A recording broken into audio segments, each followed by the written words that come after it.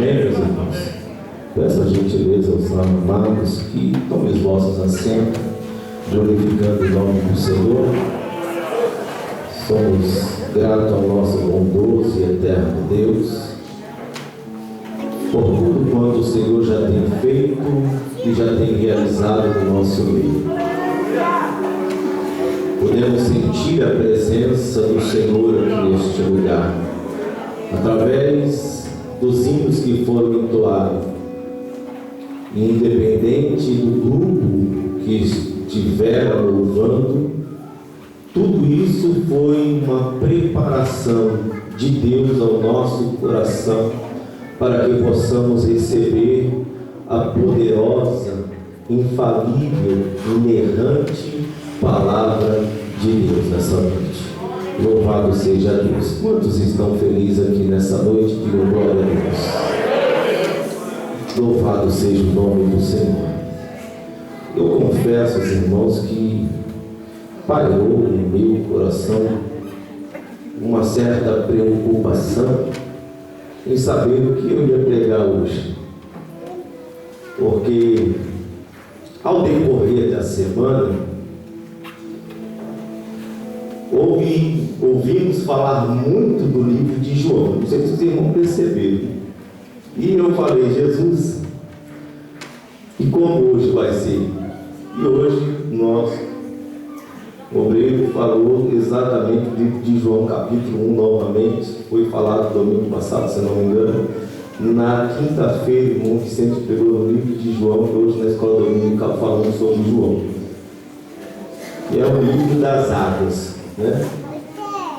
Mas eu pedi ao Senhor que tivesse compaixão de mim,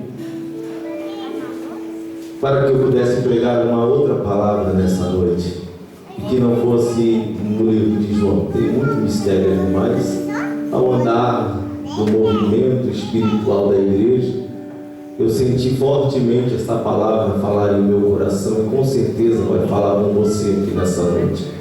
Lembrando que estamos no culto de família, onde é possível que pessoas entraram neste recinto, neste lugar que foi chamado, nomeado como casa de oração, casa onde Deus habita, onde Ele ordena a sua bênção. É possível que entrou alguém aqui buscando da parte do Senhor uma resposta. É possível que alguém que entrou aqui nessa noite com o objetivo também de ouvir Deus falar de uma forma mais especial. E Deus parece que ouviu a sua oração, porque Deus tem uma palavra para você aqui nessa noite.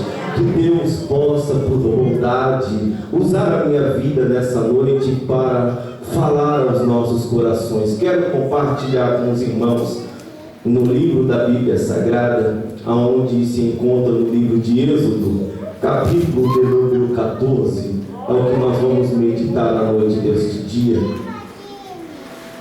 Êxodo capítulo 14, a partir do versículo 1, glória a Deus. Louvado seja o nome do Senhor. E eu vou fazer um pedido em especial, irmãos, que toda a igreja pudesse ler, como temos aqui no monitor, uma versão única, para que não contraponham as versões. A minha está corrigida, e também tem algumas palavras que estão diferenciadas, então pode ser que um antecipe e o outro não, mas temos um monitor aqui, então quero convidar toda a igreja para fazer essa leitura comigo, porque eu acredito no avivamento para esta geração através desta palavra. E a palavra por si só, ela promove um ardor dentro do nosso coração. Quer que eu prove? A Bíblia vai dizer que estavam 2 homens andando no meio do caminho, desanimados já, entristecidos, porque eles esperavam que aquele que havia morrido fosse verdadeiro Messias, mas eles se desapontaram, Por que eu ainda não sei? Porque tudo estava escrito acerca do que iria acontecer com ele. Mas o texto vai dizer que eles estavam entristecidos, estavam abatidos, estavam desanimados, voltando para a sua casa. E de repente Jesus entra na cena. E Jesus, por que estás triste desta maneira? Ele diz, mas você é o que? É um peregrino, um forasteiro, não sabe o que está acontecendo no nosso meio? Estou parafraseando. E Jesus começou a falar de Gênesis a Apocalipse para eles. Melhor, de Gênesis a Malaquias. E começou a falar, mas Moisés não falou isso? E começou a conversar. E começou a conversar com eles. Até que foi chegando proximidade da sua casa. E aí, o que eu acho lindo no texto, irmãos, Jesus fez que ia ir mais adiante. Mas a intenção de Jesus era ficar na casa. A intenção de Jesus era entrar dentro da casa deles. E Jesus, como que se ele estivesse olhando, você não vai me convidar não? E aí, ele disse, já se faz tarde, se não queres repousar conosco? E Jesus parece que olhou assim, dizendo, estava na hora já, eu queria repousar. E Jesus entra na casa. Aos costumes dos judeus, todo aquele que é convidado como judeu, e quando ele se assenta à mesa, eles dão a honra para o visitante repartir o pão. E a Bíblia vai dizer que quando eles estão assentados à mesa e dá o pão para Jesus, quando ele pega o pão e reparte o pão, eles veem o furo na mão de Jesus. E quando eles veem o furo, eles ficam atônitos diante dessa situação. E aí eles questionam acerca disso.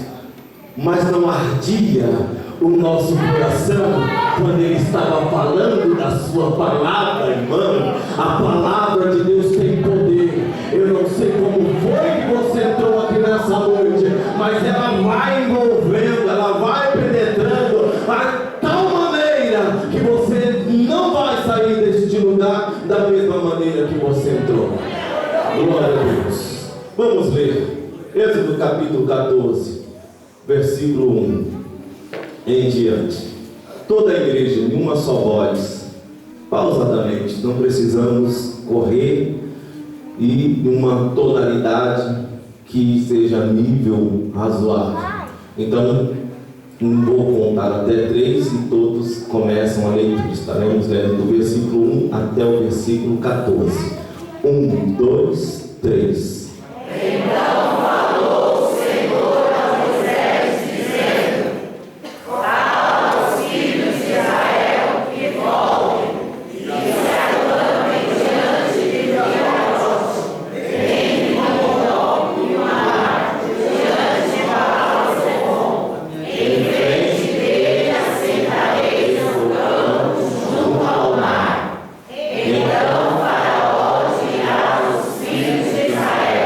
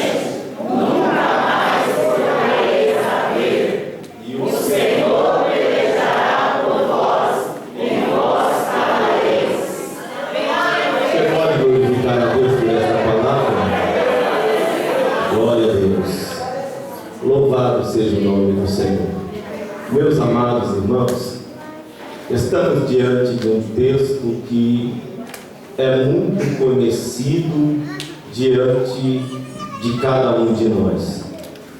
Quem não conhece este episódio da história do povo de Israel?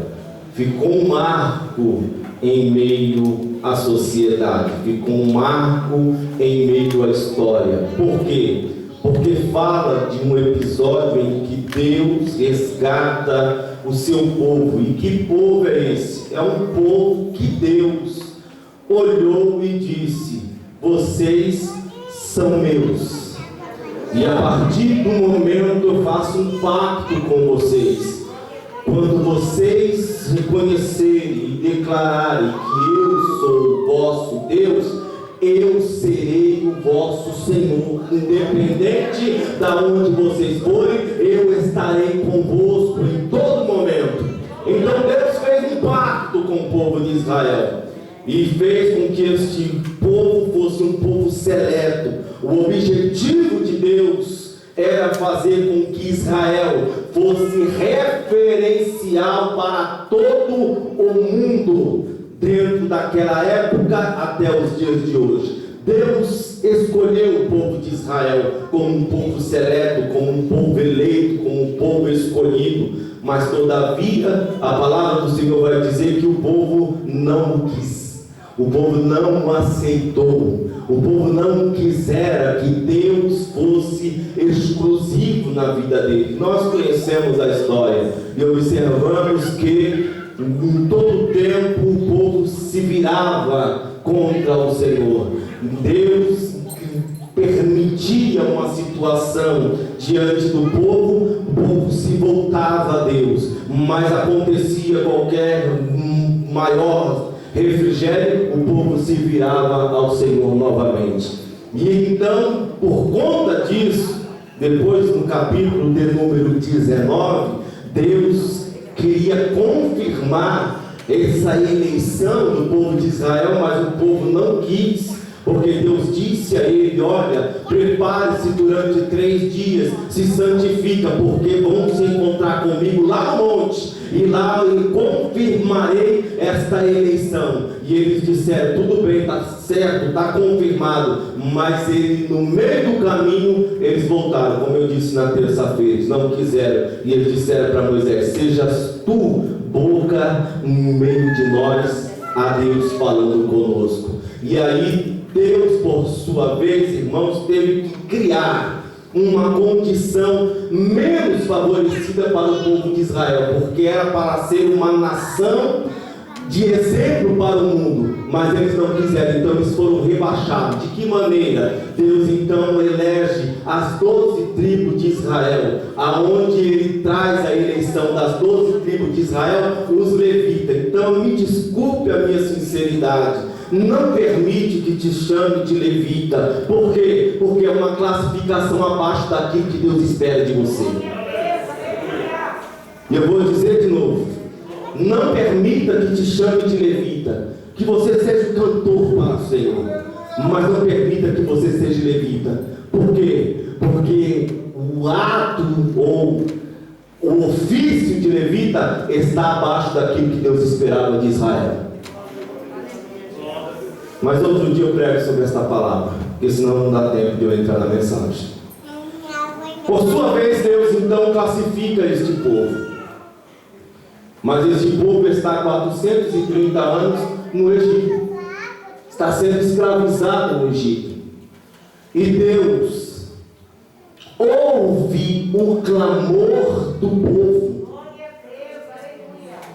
Deus se atenta para a humilhação que o povo estava passando. E Êxodo capítulo 3, a Bíblia vai dizer que Deus desceu aonde eles estavam para ver a sua angústia. Eu quero que você imagine isso comigo. Imagine o povo sendo açoitado. Vamos, trabalha. E o Egito começou a perceber que os homens estavam crescendo em meio ao Egito. Então ele disse: se nós colocarmos mais severa, mais dureza, eles vão continuar nos servindo. Então chicoteavam, batia, e eles tinham que amassar muito barro. Eles tinham que passar quase o dia inteiro amassando barro para um preparativo para o grande império do Egito. E nessa ocasião, estando eles ali amassando barro, na tristeza, parece que vejo obreiros do Senhor, Deus descer do alto céu e passar no meio deles.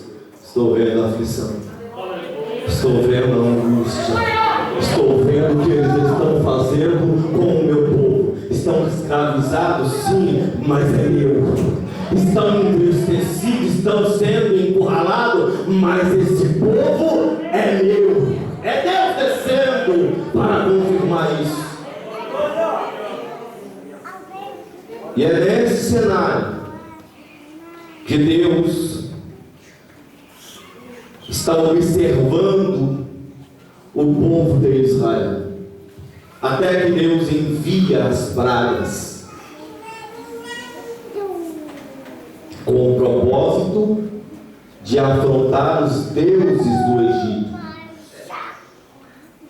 E Deus afrontando os deuses do Egito, a última praga foi a morte do primogênito. E morreu o primogênito de Faraó. E a Bíblia vai dizer, irmãos, que ele, quando mexe com as coisas que estão ao nosso redor, a gente se entristece, mas a gente pensa, é material, eu consigo de novo. Mas quando mexe dentro de casa, quando mexe com a nossa família, aí o negócio fica mais sério. Então ele, entendendo isso, ele diz: deixa o povo ir, libera o povo, pode deixar eles ir embora. Então ele libera o povo, e o texto vai dizer que eles saíram a caminho do mar. E essa mensagem que nessa noite eu quero pregar sobre 4 tipos de vozes que ouvimos aqui nessa noite. Porque o cenário que estamos aqui nessa noite pode ser compatível com aquilo que você está passando neste momento. Mas a realidade desta mensagem aqui nessa noite é que essas vozes também falam com cada um de nós. Vocês ouviram o testemunho da minha esposa. Ela contando aqui, irmãos, parece que foi muito fácil, não? Só eu e Deus sabem o que a gente passamos na casa por causa disso. Irmãos. Ou você acha que a gente são um super-homem e ela é a Mulher Maravilha? Que nós também não passamos por problemas, que nós também não passamos por dificuldade. Os nossos filhos assistindo tudo isso. E eu ter que pregar para minha esposa, dizer: fica firme, minha filha, vai dar tudo certo. E às vezes ela vinha falar comigo dizendo: amor, que não é esse nome que ela me chama, que algum já sabe. Mas amor, o que tem me sustentado é às vezes quando você está ministrando a palavra e eu tomo isso para mim. Irmãos, aquilo me encheu de alegria no meu coração. Ela está sabendo disso hoje. Sabe por quê? Porque antes de você pregar para qualquer auditório lá fora, você tem que pregar primeiro para dentro da sua casa. Você tem que pregar primeiro para a sua esposa, para os seus filhos. Seus filhos e a sua esposa precisam saber que você é um homem de Deus. Se eu conquisto isso dentro da minha casa, irmão, a igreja para mim não é um obstáculo. Porque tem muitos que fazem isso ao contrário. Ele quer o público, mas dentro de casa ele não condiz com o que faz. E aqui está a testemunha, irmãos. Minha esposa, ela falava isso para mim. Os meus filhos já passaram por situações em que eu tive que entrar no quarto dele, orar com eles e falar com ela, também com a minha filha mais velha. E ela depois, no meu aniversário, ela disse: pai, muito obrigado por aquelas palavras. Isso não tem palavra para mim, irmãos. Mas vamos voltar ao texto. Nessa ocasião, o povo é liberto. Mas há 4 vozes que perseguem eles. A primeira voz, deixa eu correr, está no versículo 3, irmãos. Se você que está com a sua Bíblia e quiser acompanhar e até marcar, não tem problema, é favorável. Versículo 3 diz assim: porque Faraó dirá que os filhos de Israel vagam sem rumo pela terra, e que o deserto os encurralou. Quem disse isso? Faraó. A primeira voz que eu destaco aqui nesse texto é a voz de Faraó. E essa voz, irmãos, persegue todos nós. Sabe quando? Quando você está em um momento difícil, como minha esposa contou aqui, e que o inimigo diz: você não vai viver as suas promessas, você não vai vivenciar aquilo que Deus te prometeu. É a voz de Faraó te dizendo: o deserto te encurralou, meu irmão. E agora? O que é que você vai fazer? Às vezes até as pessoas te questionam, te dizendo: aonde está o teu Deus agora? É a voz de Faraó, meus irmãos. É ele falando comigo, é ele falando com você, dizendo: não vai dar mais. E agora, o que você vai fazer na sua vida? Precisamos tomar cuidado com algumas vozes que nós ouvimos. Mas não tem só essa voz. E Deus te trouxe aqui para te dizer que Ele ainda continua falando.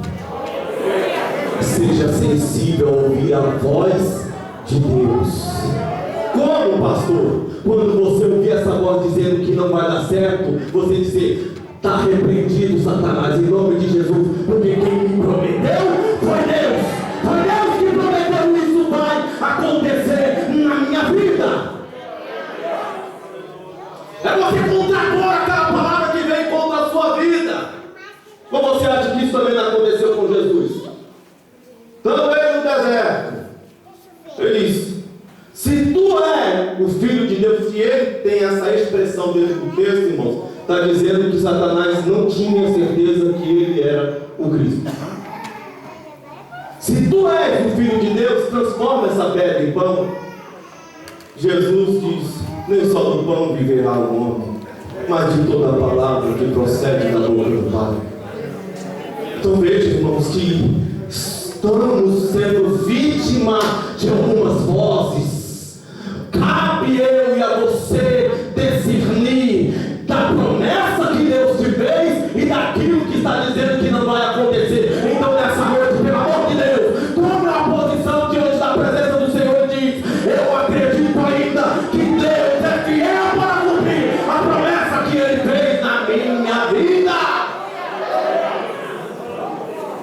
Quando muitos dizem, irmãos, que o seu filho não tem mais jeito, o seu marido não tem mais jeito, ei, essa é a voz de Faraó. Acredite na voz de Deus, fique na voz de Deus, porque Ele é fiel para cumprir a sua palavra. Aleluia, glória a Deus. Mas existe a segunda voz aqui nesse texto. E que voz é essa, pastor? A voz da carne. A carne também tem voz. Quer ver? Versículo 11. Disseram a Moisés: acaso não havia sepulturas no Egito, que nos tiraste de lá para morrermos neste deserto? Por que fizeste isso conosco, tirando-nos do Egito? Irmãos, a maior luta de Deus não foi tirar o povo do Egito, foi tirar o Egito de dentro do povo. Às vezes nós não ouvimos só a voz de Faraó, às vezes nós também não conseguimos acreditar que o nosso estado hoje e amanhã pode ser melhor do que o de ontem. Há quem diga que, mas quando eu não estava na igreja parece que minha vida é melhor, mas só foi eu entrar na igreja, irmãos, isso é voz da carne, porque a promessa de Deus ainda está de pé sobre as nossas vidas. A carne, Paulo vai dizer que ela reluta contra o Espírito. O Espírito está pronto, mas a carne é fraca. Ela luta. E outro dia eu vou ensinar sobre isso, irmão. O porquê que ela tem tanta resistência. Porque a carne, quando estava no mundo, ela teve 19 filhos, se eu não me engano. Mas quando depois disso a carne se converteu para o Espírito, só teve um fruto. Ou só teve um filho. Imagine 19 contra 1, ainda sendo ele caçula. Eu sei que eu passo lá em casa com meus filhos, com mais caçula, que acaba sendo vítima dos maiores. Mas outro dia a gente entra nessa história.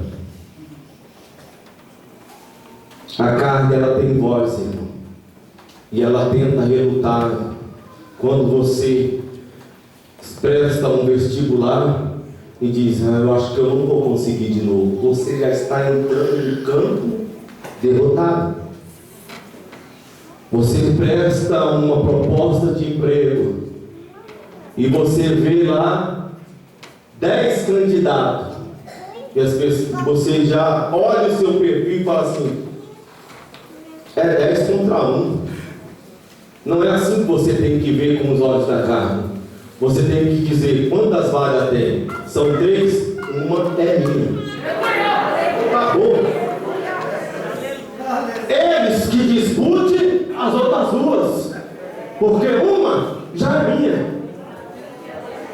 É essa atitude que nós temos que ter. Porque se nós já entramos no cenário com um ardor de derrotar, meu irmão, sinto muito, pega a sua pastinha, aquele que está procurando emprego, pega, sabe, a sua prova, sai da sala, porque você não vai prosseguir mesmo. Mas se você já entra lá, você diz, tem tantas vagas, Deus, eu não preciso de todas elas, só preciso de uma, é só uma, e essa é minha, Senhor. Essa porta já se abriu e sai contando o hino da vitória, meu irmão, porque tudo é pela fé.